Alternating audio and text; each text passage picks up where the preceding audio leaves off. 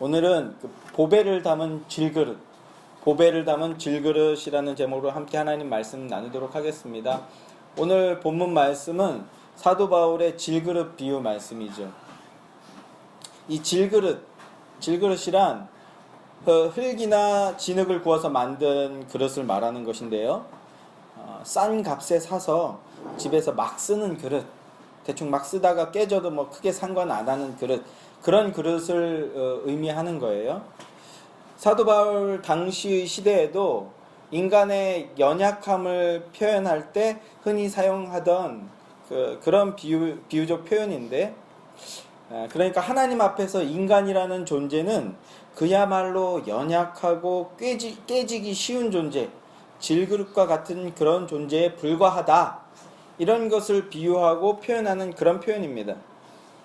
그런데 오늘 본문을 보면 그 질그릇 안에 보배를 가졌다라고 얘기합니다. 보배. 예전 성경에서는 이걸 보화라고 표현했었는데요. 보배, 보화, 보물, 뭡니까? 값지고 귀한 물건이죠. 비싸고 가치가 높은 물건이요.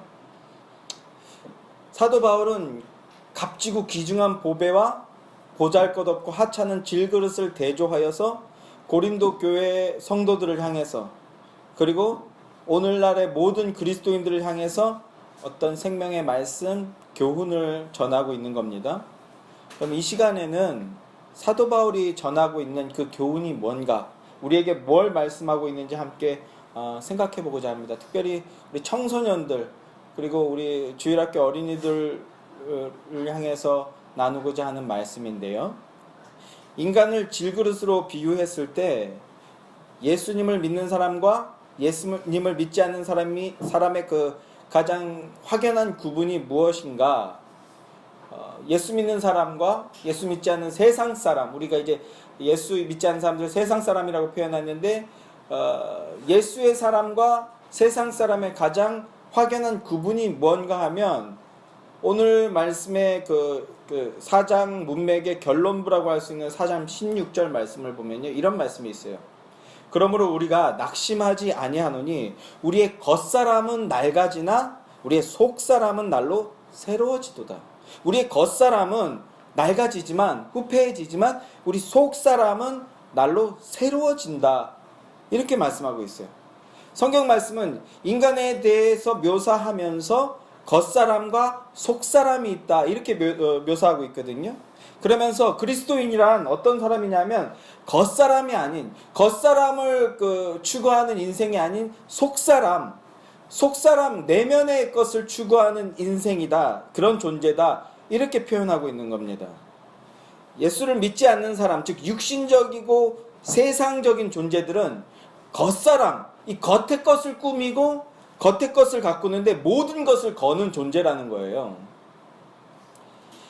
인간을 그릇으로 비유하는데, 고대 시대니까 이런 표현을 써봅시다. 민무늬 토기가 있고 빗살무늬 토기 그릇이 있어요. 민무늬 토기 그릇과 빗살무늬 토기 그릇이 있는데 서로가 서로를 막 비교하는 거예요. 상대방을 서로 재보는 거죠. 야, 너는 뭐냐? 민무늬야? 밋밋하고 뭐 이렇게 허접하냐? 이렇게 얘기하는 거예요. 그러면서 빗살무늬 토기가 모름지기 그릇이 되려면 나처럼 이렇게 세련되게 빗금 정도는 쳐져 있어야 되는 거 아니냐?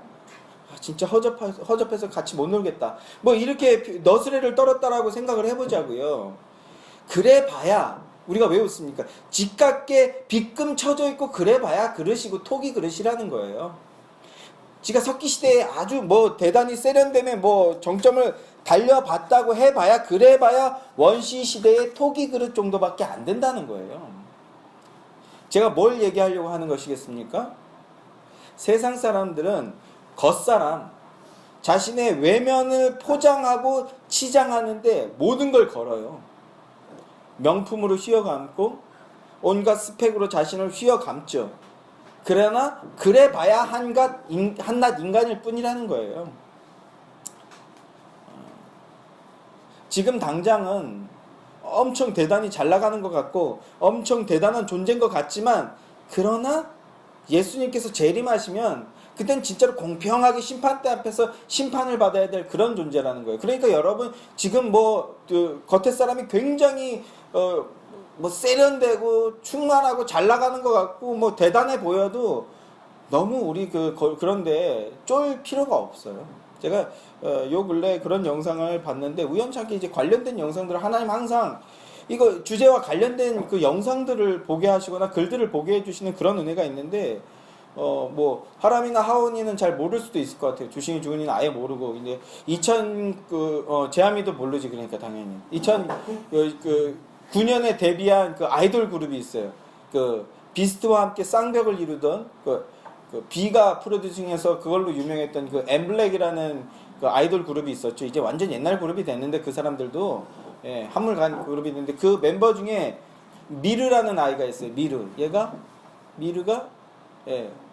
고아라라는 그 또 배우 여동 고아라가 아니 누구죠? 하여튼 그 어떤 여배우 당시 유명했던 여배우 동생으로 또 이름이 유명했는데 근데 그런 말 하더라고요.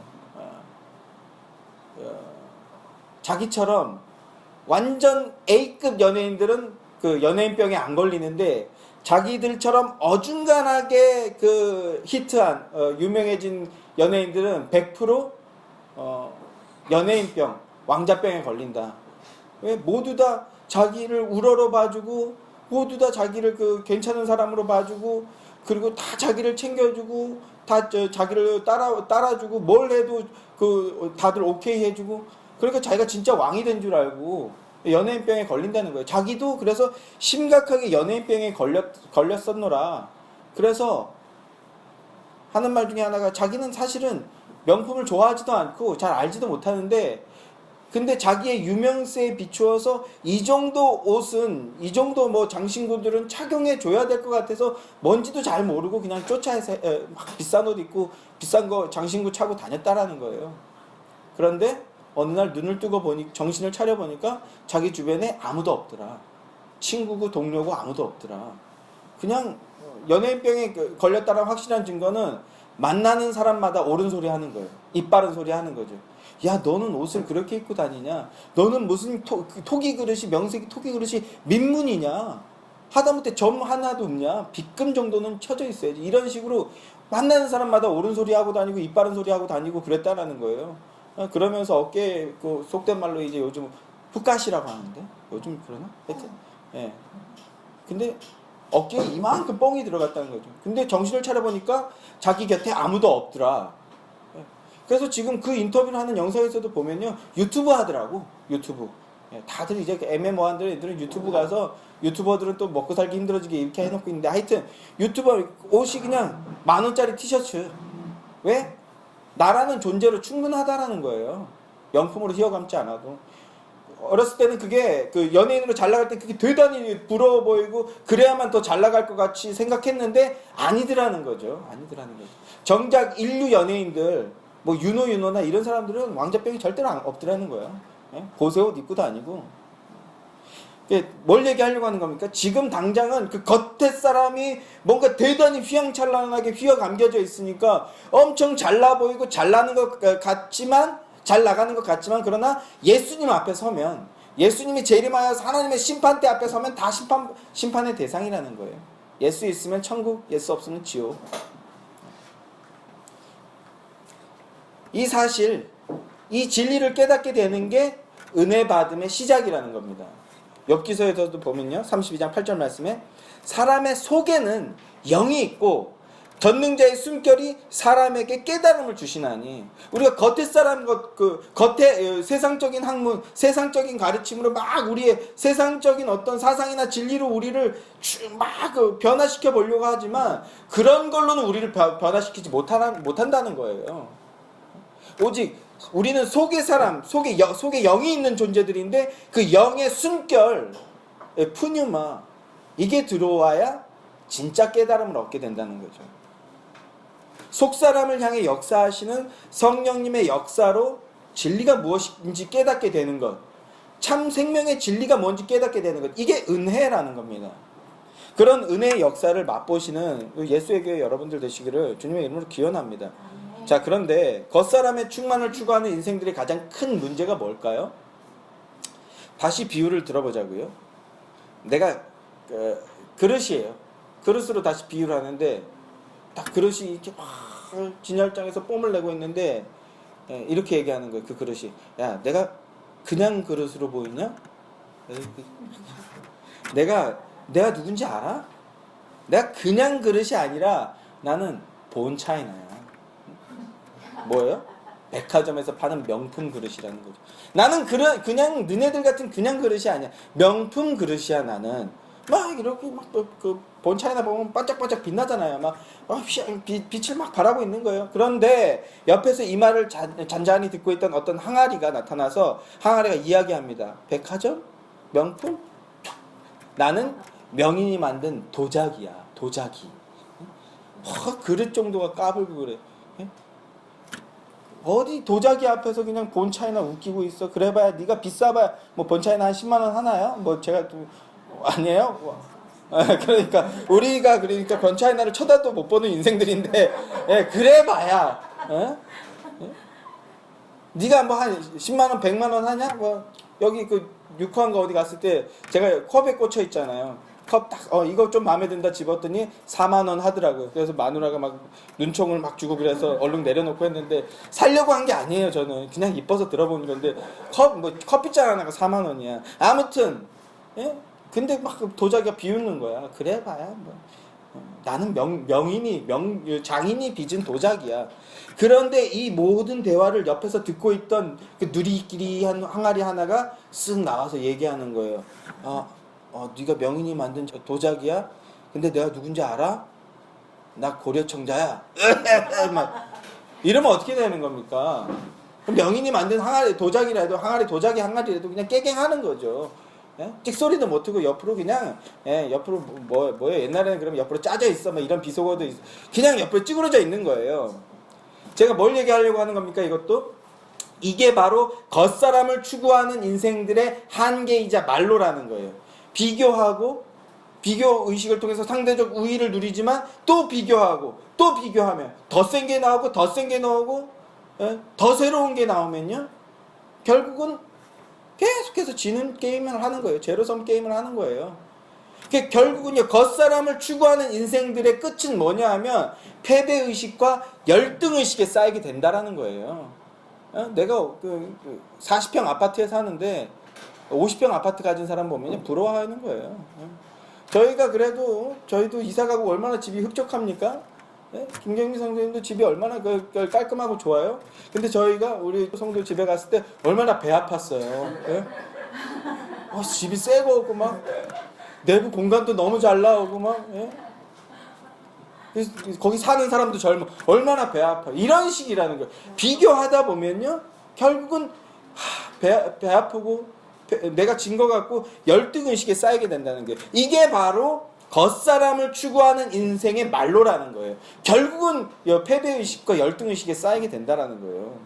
그런데 예수를 믿는다는 것은요 나는 하나님께서 만드신 존재이고 나는 하나님께서 함께 하신다. 내 안에 계신다. 그것만으로도 나는 충분히 유일하고 독특한 존재다.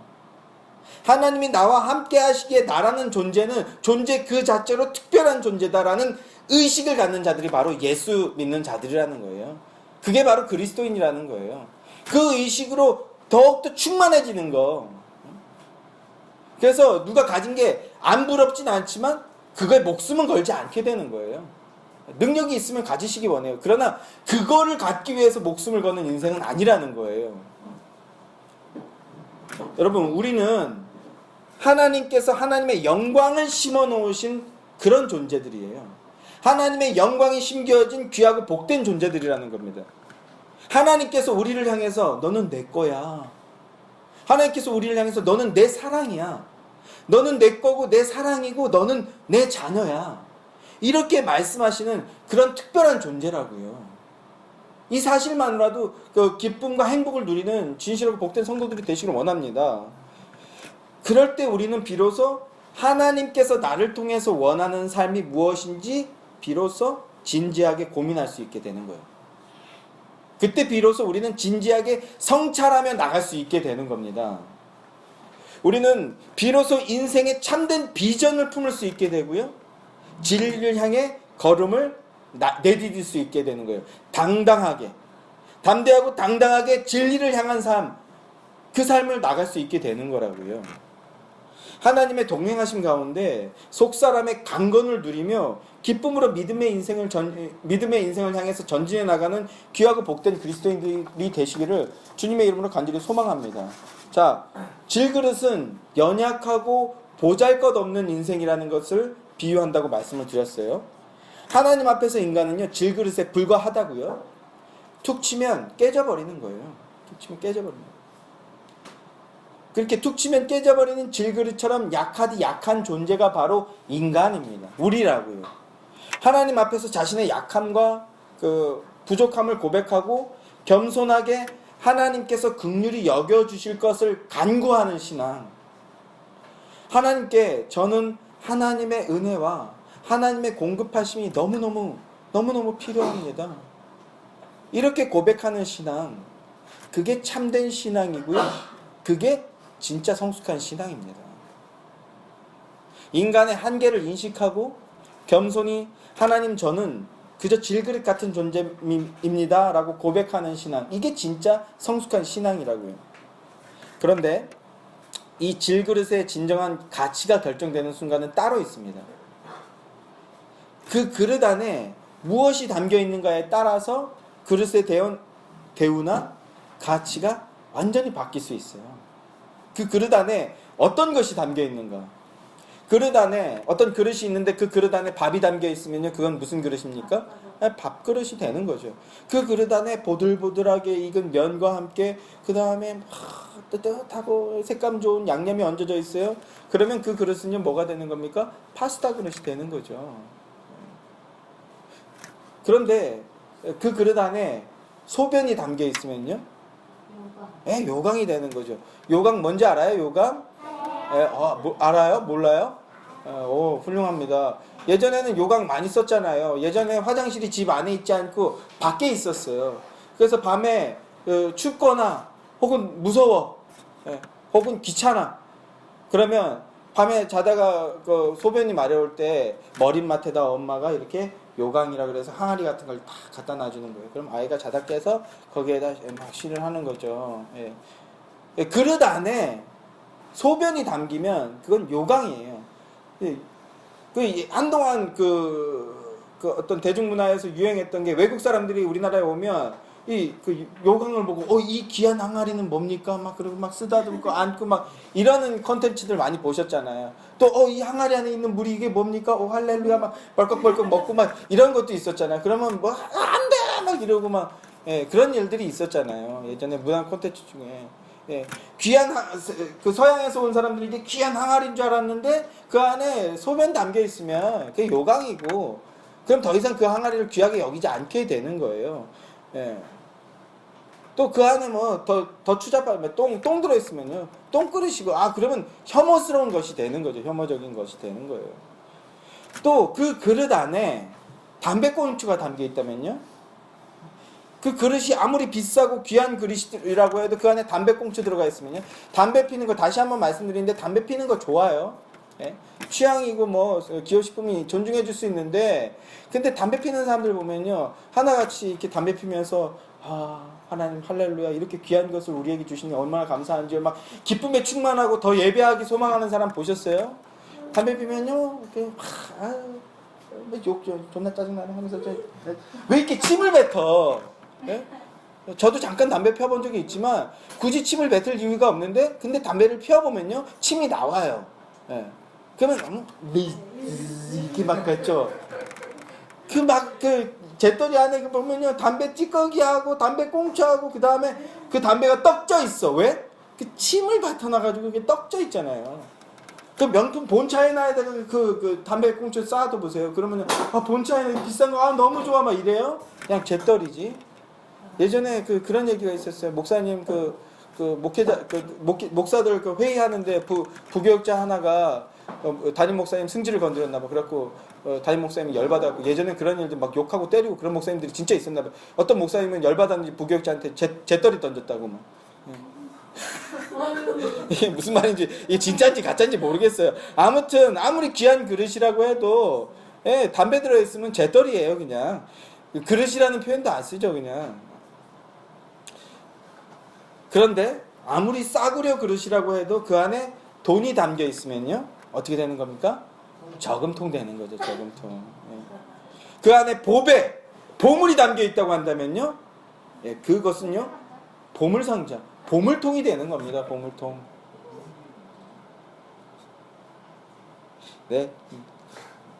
무엇이 담겨 있느냐, 무엇이 들어가느냐에 따라서, 그 안에 무엇이 들어가 있느냐에 따라서 그 그릇의 가치가 완전히 바뀌어 버릴 수 있다는 겁니다. 인간은 그런 존재라는 거예요. 질그릇이라는 비유를 통해서 뭘 표현합니까? 인간은 그런 존재라는 거예요. 이 육신 안에 영혼이 있는데 그 영혼이 담겨 있는 존재거든요. 그 영혼이 어떤 영혼이냐, 무엇의 지배를 받는 영혼이냐에 따라서 가치가 바뀔 수 있다라는 거예요. 그 영혼에 성령님이 임하시면 가치가 바뀔 수 있다라는 거예요. 자, 다시 엄청 잘생기고 엄청 이쁜 여자가 있다고 쳐보자고요. 진짜 쳐다보는 것만으로도 흠모할 만하고 매력에 흠뻑 빠져서 헤어나오기 힘든 그런 빼어난 인물, 몸매도 뛰어나고 막 하여튼 그 광채가 난다 그러잖아요. 그런 광채가 나는 사람이 있다고 치자고요. 그런데 그래서 막 서 있는 거 보고 너무 오빠 멋있어, 언니 짱이에요 막 이러는데, 근데 그 사람이 입을 여는 순간 확 깨게 하는 그런 사람들 있잖아요. 입만 열면 확 깨게 하는 사람들. 뭐 어떤 사람들이 있을까요? 요새는요. 예전에는 우리 세대 때는 그 권상우, 그래서 절대 인터뷰하면 안 되는 연예인 중에 권상우, 참 그 뭐 몸매도 좋고 인물도 반반하고 막 피부가 되게 좋더라고요 보니까. 근데 입만 열면 이상한 소리에 막 말도 안 되는 소리 하고. 예. 그렇게 입만 열면 확 깨는 사람들 있잖아요. 왜 그래요? 왜 그럴까요? 내면이 텅 비어 있는 거예요. 내면이. 그 안에가 텅 비어 있는 거예요. 그나마 텅 비어 있기만 하면 다행이에요. 텅 비어 있기만 하면 다행이에요. 백침이라는 말도 있으니까. 그런데 입만 열면요, 온갖 음담 패설에, 욕설에, 남 헐뜯고 비방하고 이간질하고 음해하고, 죽이는 이야기, 이런 온갖 더러운 그 오물 같은 말들 쏟아내는 사람들이 있죠. 예전에 한 2010년대만 해도 그 청소년들이 이 말을 시작하면 존나로 시작해서 존나로 끝나더니 요새는 또 유행이 좀 지난 것 같아. 그 존나라는 표현은 별로 안 쓰고 다른 표현들 많이 쓰더라고요. 더 짧아 막. 아, 뭐 우리 어린이들 있지만 뭐 응년아 뭐 이런 거, 이방년아 이런 표현들로 이제 표현들을 하더라고요. 더 자극적이고 더 강렬해져야 돼 계속. 예, 근데 청소년 때 한때 그럴 수 있어요. 예. 근데 이제 그래서 이 얘기를 하게 되는 건데, 원빈 같이 생겼어. 제가 원빈 좋아하잖아요. 또 연예인 중에 저는 원빈이 제일 잘생긴 것 같아요. 원빈이 탁 했는데 탁 이렇게 하면서 이상한 커피 하나 들고 있는데 딱 오빠 너무 멋있어 하는데 뭐야 씨발 막 이러면요 멋있어요? 그래도 원빈이 하면 멋있어요? 에? 젊은이들은 그래도 뭐 좋아하는지 모르겠어요. 그 안에 입만 열면 사람 죽이는 이야기, 영혼을 후퇴시키는 이야기, 이런 것들 쏟아낸다면요, 그럼 가치가 떨어지는 거죠. 제가 묻고 싶은 건 이거예요. 여러분 내면에는 어떤 것들이 담겨 있습니까? 뭐가 담겨 있어요? 여러분 내면에는요? 이걸 보는 게 지혜예요. 여러분 안에는 무엇이 담겨 있고, 그리고 여러분들 일상 속에서 여러분은 여러분 내면에다 어떤 것들을 집어넣고 계셔요. 몸에 좋은 거, 아름다운 거, 건강한 겁니까? 아니면 죽이는 거, 썩게 하는 거, 어떤 겁니까? 자, 이 얘기를 한번 하고 싶어요. 한 번은 해야 될 것 같아요. 얼마 전에 어떤 영상 쪼가리를 또 하나 보는데, 그게 뭐였냐면, 저는 인터뷰 보는 걸 좋아하거든요. 이런 인터뷰더라고요. 아는 형님의 그 김희철이 한 인터뷰예요. 김희철이 이런 인터뷰를 했어요. 자신이 살면서 가장 후회한 게 있는데 그게 뭐냐? 슈퍼주니어로 20대 때 잘 나가고 또 지금은 또 예능인으로 잘 나가고 있잖아요. 그런 김희철이가 자기가 살면서 가장 후회한 게 있는데 그게 뭐냐면 10대 때부터 담배 핀 거. 이거 가장 후회한대요. 이제는 담배를 끊었대요. 그런데 담배 피게 된 것을 자기는 가장 후회한다. 이런 표현을 쓰더라고요. 네, 제가 왜 이 얘기 하는지 아실 만한 분들은 다 아실 거라고 생각해요. 그분께 은혜가 있게 되길 소망하는데, 이제는 전 세계적 추세가 담배를 안 피는 게 유행이에요. 우리 이제 그 프로파간다라는 표현을 쓰는데 선전선동한다고 하죠. 요한 게벨스에 통해서 뭐 이제 사람들을 선전선동한다고 하는데, 그 다이아 반지를 그 결혼 반지로는 무조건 다이아 반지를 해야 된다. 이런 문화가 생긴 게 100년이 안 되거든요. 왜 그렇죠? 예. 다이아가 채굴이 발달하게 되면서 이걸 그 사람들한테 주입시킨 거예요. 다이아 반지야말로 결혼을 상징하는 거다. 어느 순간부터 다이아 반지를 해야 진짜 결혼한 거고, 사람들이 그 기업이 그 다이아몬드 회사가 주입시킨 거예요. 또 깨어있는 지성인들, 젊은 사람들은 담배를 피워야 된다. 미국도 40년대 50년대 때 아주 극성을 부렸어요. 특히 지식인들이 담배 피워야 지식인인 줄 알고. 그래서 예전에 비틀즈라든지 60년대 60년대 TV 프로그램을 보면요, TV에 나와서 담배 피우면서 막 인터뷰하죠. 이러면서 굉장히 깨어있는 지식인처럼 보이는 거예요. 그 광풍이 불었어, 전 세계적으로. 마치 담배를 펴야 되는 것처럼.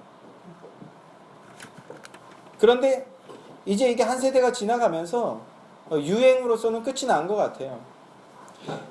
이제는 서구 사람들은요, 담배 피는 사람은 좀 냄새나고 지저분한 사람, 그리고 제일 중요한 거, 자기 관리 안 되는 사람, 이런 이미지인 것 같아요. 이제 서구 사람들에게는.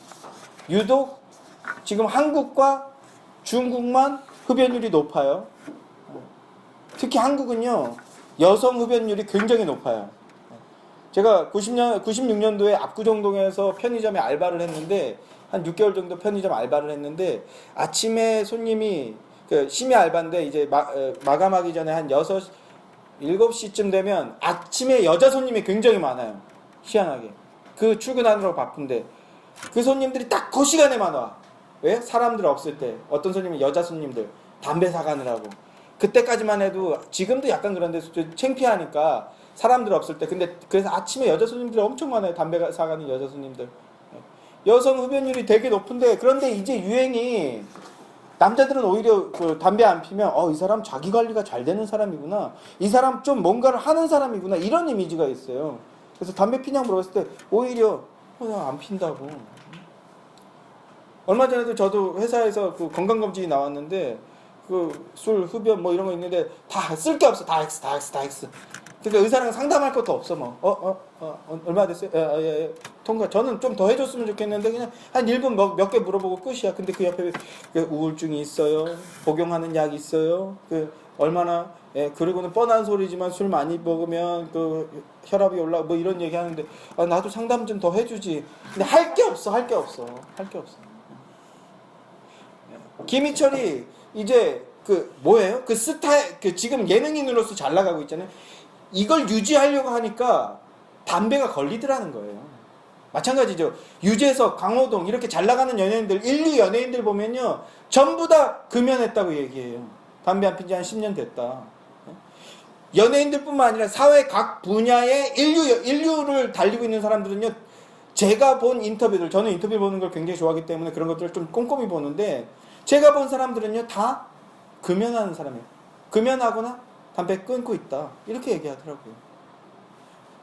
좀 제대로 된 유행에 민감하고 좀 세련돼지고 나이스해졌으면 좋겠는 게 저의 바람인데, 그러면 이 사람들이 왜 담배를 끊었는가?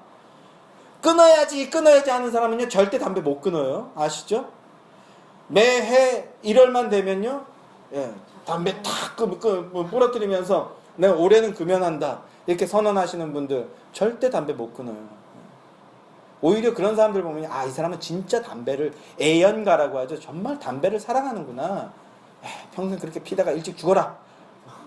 뭐 이런 속으로 하는 거지, 속으로. 그런 생각이나 하는 거죠. 진짜로 담배를 사랑한다라는 반대급부의 모습일 뿐인 거예요.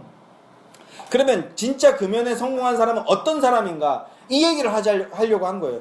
진짜 금연에 성공한 사람은요, 어떤 사람이냐, 금연해야지 하고 해서 뭐 결단하고 이런 게 아니라 뭔가 진짜로 열정을 다할 수 다하는 일을 만난 사람들, 열정을 다할 만큼 좋아하는 일을 만난 사람들, 그래서 거기 깊이 빠진 사람들. 유재석, 강호동 이 사람들이 담배 왜 끊었어요? 유재석, 특별히 유재석 런닝맨 하는데 달려야 되잖아. 이 달려야 이 코너가, 그 프로그램이 인기를 얻잖아요. 근데 뜀박질이 안 되는 거야. 뭐 무한도전이나 런닝맨에서 뛰어야 되는데 뛰어지질 않는 거야. 뿐만 아니라 유재석 각도에서 본 그 사진 이런 거 본 거 있어요? 유재석 뒤에서 그 작업 현장을 찍은 거. 유재석을 향해서 그 카메라가 그 프로그램 하나에 40대, 50대가 향하고 있는 거야. 그 사람 한 명이. 그 스텝들만 해도요. 유재석이 먹여 살려야 되는 그 동료 연예인들부터 시작해서 스텝들, 방송국 직원들, 이 한 명이 책임져야 되는 사람이 엄청나게 많은 거예요. 그러니까 자기 관리가 되지 않으면 많은 사람이 굶어 죽을 수 있어.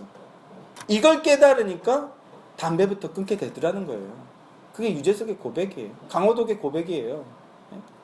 내가 책임져야 될 일이 있다라는 것을 깨달으니까 흡연 따위는 더 이상 가치가 없는 거예요. 그러니까 끊어져 버리는 거지. 어떤 일을 깊이 사랑하는 사람들이요, 그거에 몰두하다 보니까 담배뿐만 아니라 자신의 몸을 만족하게 하는 그 모든 것들을 다 끊어내게 되는 거예요. 열정을 다할 만한 그 어떤 일을 만나서 그게 깊이 빠진 사람들, 사랑하는 일에 빠진 사람들, 사랑하는 무언가를 만난 사람들은 금연이 되어지더라는 거죠. 그러니까 여러분들도요, 담배뿐만 아니라 무언가 여러분들을 해롭게 하는 것들, 내가 이걸 잘라내야지 하지 마세요. 그럴 힘으로 진짜 사랑할 만한 그 무언가를 찾으세요. 저는 찾았거든요. 그래서 그거에 몰두하면 그런 것들은 버려지는 거예요. 버려지는 거예요. 주신이 주은이가 저한테 아빠 옛날에 담배 잠깐 폈었다며, 어떻게 끊었어? 이런 거 물어보는데, 담배 끊으려고 해서 끊는 게 아니라 하나님께 몰두하다 보니까 이런 것들은 떨어져 나가는 거예요. 그냥 떨어져 나가는 거예요. 이걸 지금 제가 말씀드린 이거를 기독교적 용어로 표현하면요, 바로 사명이에요. 사명. 하나님께 사명을 받았음을 깨달은 사람, 하나님 안에서 비전을 세운 사람은요, 이런 것들이 떨어져 나가는 거예요. 신경도 안 써지는 거예요. 그냥 이런 사람들, 사명의 사람, 비전의 사람은요, 담배나 육신적인 그 어떤 유혹거리에도 마음을 뺏길 겨를이 없는 겁니다. 그러니까 우리는요, 하나님, 저를 예수의 의로 충만하게 해주십시오. 하나님의 말씀과 지혜로 저를 채워주십시오. 하나님, 제게 사명을 주십시오. 이렇게 기도해야 되는 거예요. 이렇게 간구해야 되는 거예요. 반대로요, 사람들이 왜 담배를 피거나 술을 마시거나 할까요? 사람들이 왜 게임에 심각하게 중독이 되는 걸까요? 게임하는 것 자체가 아니에요. 심각하게 중독된 사람들을 얘기하는 거예요. 또 어떤 사람들은 왜 마약 같은 것에 빠져들고 중독이 되는 걸까요? 왜 그렇습니까? 인생에 사명이 없기 때문이에요. 인생에 비전이 없기 때문이에요. 그 내면 안에 근원적인 그 내면에 핵이 빠져있기 때문입니다. 독일의 철학자 하이데거는요, 인간인 실존적인 불안을 가진 존재라고 표현하면서 인간의 실존을 묘사하면서 이런 표현을 썼어요. 섬뜩함이라는 용어를 만들었어요. 섬뜩함이라는 용어. 쉽게 말해서 인간의 내면에 그 근원적인 것에 구멍이 나 있다, 빵꾸가 나 있다라는 거예요. 그래서 두렵고 불안함을 느끼게 된다라는 거예요. 좋은 것을 가져보고 많은 돈을 가져보고 남들보다 특별한 지위에 앉아봐도 이 불안감, 두려움이 사라지지 않는다라는 거예요. 왜? 인간의 내면에 근원적인 부분에 빵꾸가 나 있기 때문에. 그래서 거기에 뭔가를 채워 넣어야 되는데 뭘 채워 넣어야 되는지, 어떻게 해야 되는지 모르겠다라는 거예요. 그래서 남들이 하는 거 따라 하는 거예요. 남들이 하는 거. 그래서 세상 사람들이 하는 대로 술도 마셔보고 담배도 피워보고 유흥이나 노름에 빠져보기도 하고 심지어 마약에도 빠져보고 하는 거예요. 그리고 돈이나 일이나 성실한 생활이나 종교 활동이나 이런 거에도 빠져보는 거예요. 그런데 어떻습니까? 안 채워진다고요. 안 채워지더라는 겁니다. 세상에 그 어떤 것으로서도 그 근원적인 것이 채워지지 않고 여전히 불안하고 여전히 두렵고 여전히 섬뜩하더라는 것.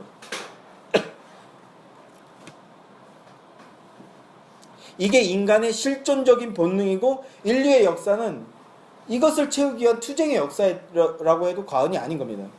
그런데 바른 것, 옳은 것, 좋은 것을 채워 넣으면 인간이 살아난다라는 거예요. 회복이 되고 오히려 폐인 같던 인생도 역동적인 삶을 살게 되더라는 거예요. 이런 비유가 있어요. 알코올 중독에 빠진 사람. 그래서 알코올 중독이 미국에서는 알코올 중독을 굉장히 심각하게 보거든요. 그래서 알코올 중독에 빠졌다라는 게 알코올 중독자라는 게 판명이 되면 바로 이혼이에요. 미국은요. 가족이 해체되고요.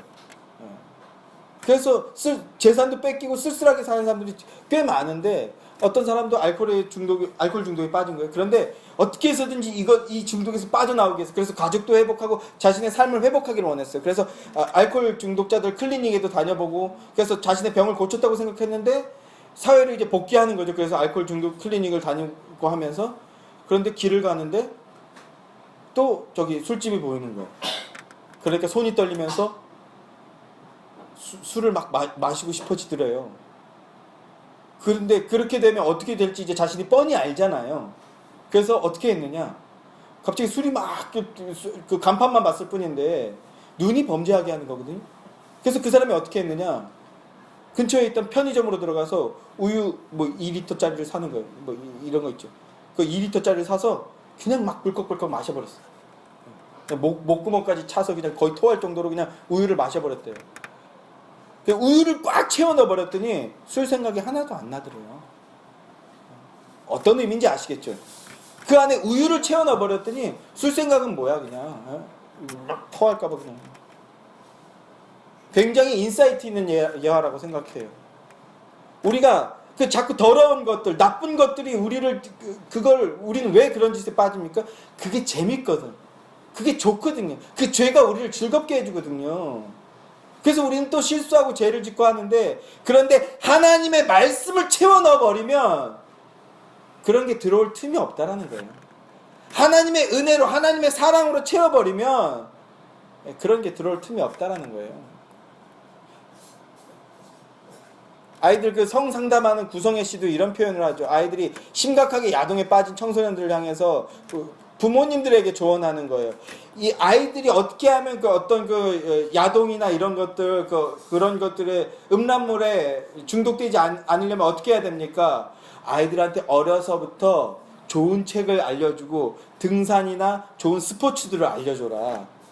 그런 것들로 내면을 채운 애들은 그런 거에 중독되지 않는다라는 거예요. 이것 또한 인사이트 있는 의미 있는 얘기 아닙니까? 오늘 본문은 뭐라고 얘기합니까? 뭐라고 말씀해요? 보배가 있다. 질그릇 안에 보배가 담겨 있다. 그리스도인들을 향해서 질그릇 안에 보배가 담겨 있다. 이렇게 얘기합니다. 그 보배는 뭡니까? 바로 예수 그리스도와 예수 그리스도의 복음이죠. 보면 4장 7절 앞절 말씀을 보면요. 어두운데 빛이 빛이라 말씀하셨던 그 하나님께서 예수 그리스도의 얼굴에 있는 하나님의 영광을 아는 빛을 우리 마음에 비추셨느니라. 이렇게 말씀하는데 예수 그리스도 하나님의 영광을 아는 빛, 그 예수 그리스도를 우리 마음 안에 집어넣어 버리셨다고요. 하나님의 영광의 빛인 빛의 실체인 예수 그리스도가 우리 안에 임함으로써 예수 그리스도에 관한 생명의 복음, 하나님의 말씀이 우리 안에 들어오면 우리 안에 있던 그 노폐물, 배설물들이요 다 빠져나가 버리는 거예요. 그리고 우리는 정결한 존재가 되고요. 그리고 참으로 가치 있는 존재가 되는 겁니다. 비로소. 질그릇같이 연약한 우리가 언제 가치가 있어진다고요? 보배가 들어올 때. 예수 그리스도와 그 생명의 말씀이 들어올 때 비로소 우리는 진정한 가치 있는 존재가 된다라는 거예요. 그러니까 뭘 집어넣어야 된다는 겁니까? 하나님의 말씀, 하나님의 기도, 찬양을 집어넣고 예수 그리스도를 그 안에 집어넣어 버리면 질그릇 같은 우리가 무가치한 존재가 복된 존재, 가치 있는 존재가 된다라는 거예요. 저는 요즘 꿈이 있어요. 제가 사석에서 말씀드린 게 있는데 어떤 사람이 40억인가 60억인가 복권에 당첨이 됐대요. 그 인터뷰가 재밌는 게 뭐냐면 복권에 당첨되면 우리가 흔히 아는 게 생각하는 게 뭐예요? 인생 망한다. 복권 당첨돼서 인생 망가진 사람들 엄청 많잖아요. 하여튼 이 사람도 복권이 당첨이 됐는데 근데 이 사람이 그 복권 40원의 복권이 당첨된 다음에 잠적해 버렸대. 그리고는요 더 놀라운 거 이 사람이 그 뒤로도 복권에 그 전에도 복권에 100만 원짜리 200만 원짜리 막 이런 거에 많이 당첨됐는데 그 뒤로도 당첨이 2번이 더 당첨이 됐대요. 예. 그래서 순간에 수십억 자산가가 된 거야. 근데 망하지 않고 이거를 잘 킵해 놓고 있다라는 거예요. 그리고 조금씩 이제 삶을 바꿔나가고 있다. 복권 당첨돼서 복권 당첨된 게 너무 우린 배 아프잖아요. 그래서 인생이 망가지면 그나마 좀 위안이 되잖아요. 예. 저만 그래요? 주여. 어떻게 갑자기 설교가 막히는데. 자. 그런데 이 사람이 40억 당첨이 됐는데 그걸 함부로 쓰지 않고 헤프게 쓰지 않고 잘 킵해서 인생을 조금씩 바꿔나가고 있다는 그 말을 본 순간 너무너무 배가 아픈 거예요. 저는 배가 아팠어요. 그래서 약간 분노심을 가지고 하나님께 기도했어요. 하나님, 저도 한 30억만 주세요. 따져보니까 30억만 있으면 되겠어. 최소한 더 주는 걸 제가 막을 생각은 없는데 하나님 더 주신다면. 근데 하나님 저도 30억만 복권 당첨해서 30억만 주세요. 열받아서 이렇게 기도했어요. 목사가 참 한심하죠. 진짜 리얼로 기도했어요. 근데 다음 날도 그 마음이 식지가 않는 거예요. 그래서 그 다음 날도 기도했어요. 하나님 저 30억만 주세요. 네, 기도했어요. 그러니까요. 그런데 동시에 목사니까 동시에 이러다 말겠지 라는 생각을 동시에 했지만 근데 제가 그 기도를 일주일 동안 했어요. 하나님 저 30억만 주세요. 복권 살 테니까 30억만 주세요. 이 기도를 일주일 했는데 일주일 정도 진짜 진심으로 마음을 다해서 하나님 너무한 거 아닙니까? 저는 30억만 주세요. 일주일 기도했는데 하나님이 응답하셨을까요? 안 하셨을까요? 예, 왜 갑자기 저를 쳐다보세요? 왜 겉모습을 보세요? 우리가 속사람을 보자는데, 예, 응답하셨어요. 일단 저는 복권을 안 샀어요. 일주일 진짜 진지하게 이 기도를 했는데, 그러면서 일기도 썼어요. 하나님, 제가 30억 달라고 기도하고 있네요. 하나님, 어쩌면 좋습니까? 이렇게 일기도 썼는데, 근데 응답을 받았어요. 예. 뭘까요? 하나님 말씀 죽도록 읽어라. 생명의 복음으로 더 충만해져라.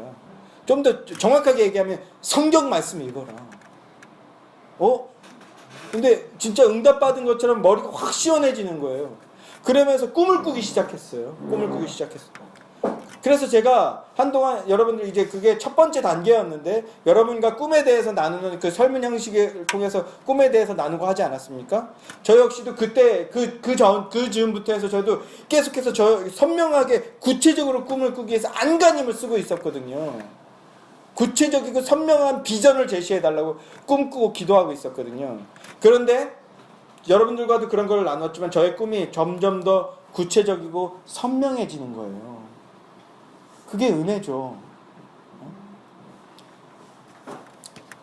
저는 지금 여러 가지 꿈을 이제 이 꿈이 구체적이어져야 되는 이유가 뭡니까? 우리의 삶의 내용이 바뀌는 거예요. 여러 가지 유익 중에 하나인데 목표가 정확하면 실행하는 내용이 바뀌어요. 그래서 예전에 책상에다가 막 이렇게 서울대 막 이런 거 써놓고 그런 사람들 있잖아요. 그러면 우리는 유치하다고 비웃고 그랬는데 진짜 성공한 사람들을 보면요 목표 설정이 정확해요. 그러니까 꿈이 구체적인 꿈, 막연한 꿈 말고 흐릿한 꿈 말고 구체적인 꿈을 그리면요 실행의 내용이 선명해진다고요. 제가 이 성경에 대한 어떤 꿈을 꿨냐면 이제 지금 제가 43세인데 그동안 약간 요식행위처럼 성경을 읽었어. 1년에 1독 정도? 작년에는요 1독도 못했어요. 예. 너무 덥고 막 힘들어갖고 작년에 너무 더워가지고 예, 뭐라 그러죠 갑자기 예. 그래서 작년에 막 주택에 살 때 너무 더워서 집에 가면 그 에어컨 앞에 가족들이 모여갖고 생명을 연명하기 힘들었었잖아요. 너무 비참했어 진짜로. 설교 준비도 못할 때도 있고 막 그래. 예. 1년에 1독도 못할 때가 굉장히 많고 그랬는데 예? 근데 40대 저의 그 40대를 성경 백독하겠다. 네. 그 내시동 교회 그 목사님 성함을 까먹었는데 합동 그 대학교에서 오랫동안 설교와 강의하시던 분인데 자기가 300독했다고. 근데도 성경 잘 모르겠다. 이말 때 약간 남의 얘기처럼 들렸는데 내가 진짜 목사가 되려면 그리고 진짜 하나님으로 충만한 자가 되려면 성도이기 이전에 성경을 읽어야 된다. 성경 백독하겠다. 제가 지금 7독했거든요.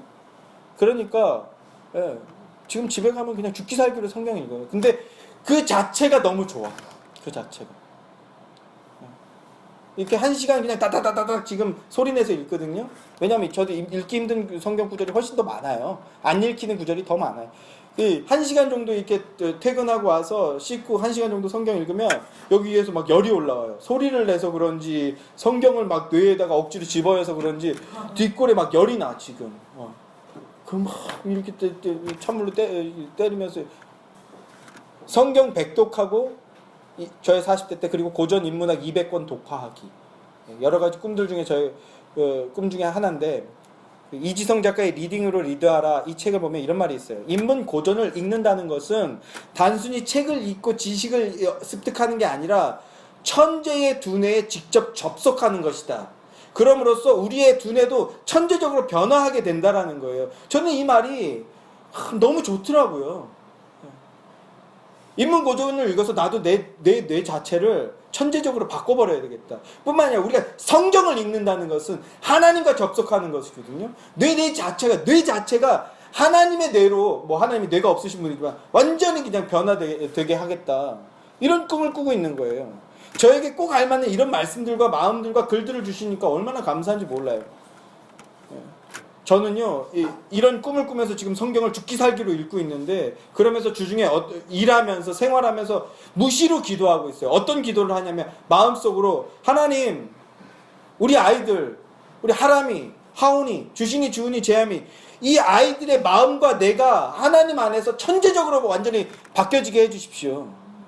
제가 전하는 이 설교 때문에 그들의 뇌와 그들의 마음이 완전히 뒤바뀌어지게 해주십시오. 그들이 또 많은 좋은 교육들과 책들을 읽어서 그래서 제가 자꾸 책 주잖아요. 여러분 기쁨으로 받아들이시기 원하는데 책을 읽음으로써 그들의 뇌가 천재적으로 변화되게 해주십시오. 하람이는 경영인을 꿈꾸고 있잖아요. 천재적인 경영인으로 그 뇌가 완전히 바뀌게 건강하고 건전한 그러면서도 천재적인 경영인으로 그 뇌 자체가 완전히 뒤집어지게 해달라고 그렇게 기도합니다. 하나님 예수의 교회 성도들에게 하나님의 생명의 말씀과 은혜가 넘치고 넘쳐 흘러서 그 마음이 완전히 뒤집어지게 해주십시오. 저의 설교를 통해서 그런 일들이 그런 역사가 일어나게 해주십시오. 우리가 드리는 예배를 통해서 그런 일들이 막 쏟아지게 해주십시오. 이렇게 기도합니다. 제 안에 그런 마음들이 점점 더 커지고 있어요. 더 커졌으면 좋겠어요. 저의 미래, 저의 목회와 그리고 가장으로서의 역할, 예수의 교회 성도 여러분과 예수의 교회 사역, 이 모든 일들에 가장 확실하고 바른 해답을 주신 거라고 저는 생각합니다. 그래서 기쁨으로 저의 이 프로젝트를 제가 실행해 나가고 있어요. 그리고 조금 지나면 여러분들과 좀 더 구체적으로 그런 것들을 나누길 원합니다. 말씀을 맺을게요. 성도 여러분, 특히 우리 청년과 청소년 여러분, 그리고 어린이들까지 저는 여러분의 인생이 가치 있고 성공적인 인생이 되기를 진심으로 너무나 바라고 무시로 기도하고 있습니다. 그런데 그러기 위해서는요, 여러분 내면에 올바른 것을 주입해야 돼요. 이게 한 살이라도 어리고 젊을 때가 좋아요. 제가 이걸 20대 때 알았다면요, 제가 진짜 엄청 대단한 목사가 됐을 텐데 라고 생각하면서, 그러나 늦지 않았다. 사족을 붙이자면 권율 장군도 40세 때까지 약간 동네 한량처럼 지냈다 그러더라고요. 근데 40대 때부터 공자와 맹자의 책에 깊이 빠져들면서 인생이 변화되기 시작했다고 하더라고요. 인문학 고전을 읽으면서. 그러면서 임진왜란에 일어나서 위대한 장군이 되지 않았습니까? 그래, 나도 아직 늦지 않았다. 이런 마음으로 지금 열심히 읽고 있거든요. 여러분들도 하나님 말씀 성경 읽기 원해요. 그리고 그 천재들의 얘기, 가장 그 분야의 성공한 사람들의 얘기, 우리가 만날 수 없으니까 책을 읽는 거예요. 그 사람들의 책을, 그 사람들의 얘기를 듣는 거예요. 그 사람들의 생각을 배우는 거예요. 그래서 책을 읽어야 되는 겁니다. 좀 다시 돌아와서 여러분들이 성공적인 인생이 되기를 진심으로 바라거든요. 그러기 위해서는요, 여러분 내면에 올바른 것들을 집어넣어줘야 되는 겁니다. 하나님의 말씀. 인간은요, 질그릇같이 연약한 존재입니다. 우리의 인생도 마치 질그릇처럼 언제든지 깨질 수 있어요. 그러나 그 질그릇 안에 보배가 담겨 있다면요, 가치 있는 인생이 되는 겁니다. 보배이신 우리 예수 그리스도가 우리 안에 담기면 우리는 가치 있는 존재가 되는 거예요. 능력이 심히 크신 하나님께서 독생자 예수 그리스도를 우리를 위해 주셨고 그 보배를 우리 안에 넣어 주신다고 약속하고 계시거든요. 이 말씀을 믿는 믿음으로 예수 그리스도라는 생명을 받아들일 때 여러분은 가치가 넘치는 존재가 됩니다. 그렇게 보배를 담은 질그릇 같은 인생들이 되시기를 주님의 이름으로 간절히 소망합니다.